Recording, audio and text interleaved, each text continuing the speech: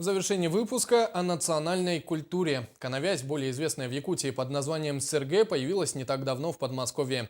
Ритуальный столб установили на территории санатория Бэс-Чагда, чья инициатива узнала Наталья Сазонова. За 17 лет работы Республиканского государственного санатория Бэс-Чагда, который находится всего в 25 километрах от Москвы, якутяне полюбили его всей душой. Это и понятно. Здесь можно не только хорошо отдохнуть, но и поправить свое здоровье. Сегодня здесь большое событие. Амгинцы устанавливают священное СРГ. Дорогие земляки, уважаемые гости, москвичи, сердечный привет и низкий поклон вам от жителей нашего прекрасного края Республики Саха-Якутия. Сегодня наступил торжественный день на территории государственного санатория Бэс-Чагда, день установки якутского сэргэ КМС.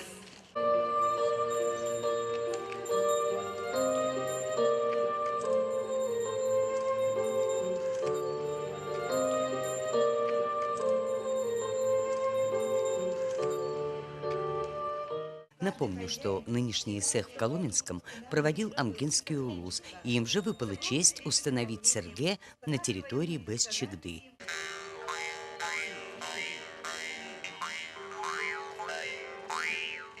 Сегодня в территории нашей республики, санатории Бэс-Чагда, установили символ нашего народа сэргэ, сэргэ кымыз багагам. Вот этот сэргэ означает изобилие, благополучие и плодородие.